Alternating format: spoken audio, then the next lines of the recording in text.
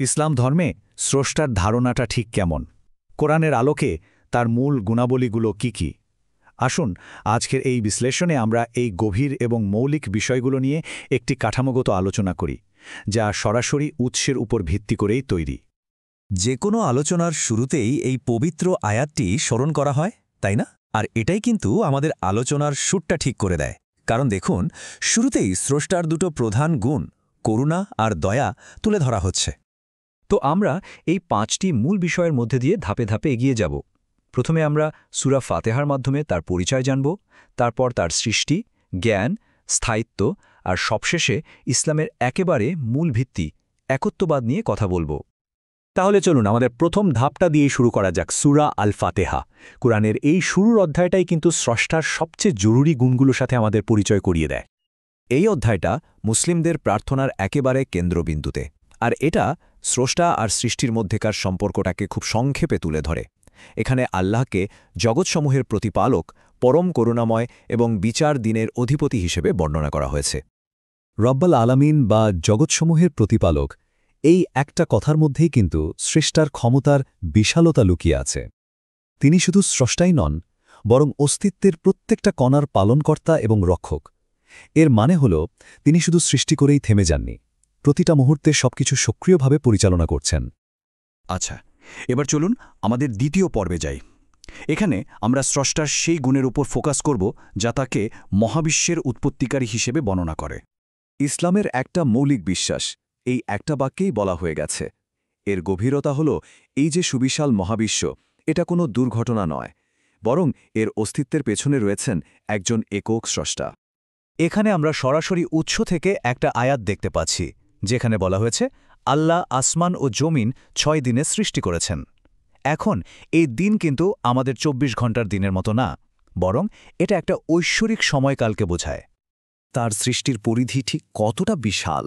তিনি আসমান, জমিন এবং এর মধ্যে যা কিছু আছে সব কিছু সৃষ্টি করেছেন। এমনকি জীবন আর মৃত্যুর মতো ধারণাও তারই সৃষ্টি। আর সবচেয়ে অবাক করার বিষয় হল এই বিশাল সৃষ্টি জগৎ তার একটা মাত্র আদেশ, হও, এই কথাতেই অস্তিত্বে এসেছে। সৃষ্টি করার পরেই কিন্তু তার ভূমিকা শেষ হয়ে যায়নি। এখন আমরা তার চলমান গুণাবলী, মানে তিনি কিভাবে পালন করছেন, কতটা দয়ালু এবং তার জ্ঞান কতটা, সেই দিকগুলোর উপর মনোযোগ দেব। আর রহমান আর রহিম, এই দুটো নামের মধ্যে একটা বেশ সূক্ষ্ম কিন্তু খুব গুরুত্বপূর্ণ পার্থক্য আছে। আর রহমান হল তার সে সাধারণ দয়া, যা এই পৃথিবীতে সবার জন্য, মুসলিম, অমুসলিম, এমনকি প্রত্যেকটা প্রাণীর জন্য। আর রহিম হল তার সেই বিশেষ দয়া, যা পরকালে শুধু বিশ্বাসীদের জন্যই নির্ধারিত। এই আয়াতটা তার সর্বজ্ঞানের গভীরতাকে কি দারুণভাবে তুলে ধরে।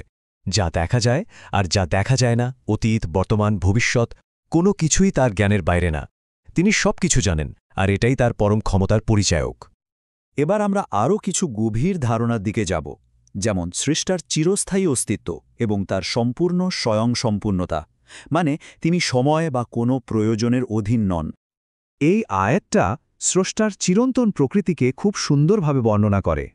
প্রথম মানে তার আগে কিছু ছিল না, আর শেষ মানে তারপরেও কিছু থাকবে না। তিনি সময়ের ঊর্ধ্বে এবং সব জায়গায় বিরাজমান। এই বিখ্যাত আয়াতটা তার স্বয়ং সম্পূর্ণতার একটা শক্তিশালী প্রমাণ।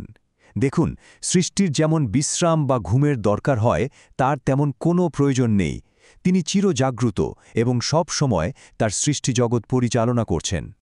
উৎস থেকে নেওয়া এই কথাটা তার চূড়ান্ত কর্তৃত্ব আর ক্ষমতার প্রতীক। মহান আরশ বলতে কোনো ভৌত সিংহাসন বোঝানো হচ্ছে না, বরং এটা একটা রূপক, যার মানে হল পুরো সৃষ্টি জগতের ওপর তার নিরঙ্কুশ নিয়ন্ত্রণ আর সার্বভৌমত্ব রয়েছে। চলুন এবার আমাদের শেষ এবং সবচেয়ে গুরুত্বপূর্ণ পর্বে যাওয়া যাক। এটা হলো তাওহীদ বা আল্লাহর একত্বের সিদ্ধান্ত। ইসলামিক ধর্মতত্ত্বের একেবারে কেন্দ্রবিন্দু কিন্তু এটাই।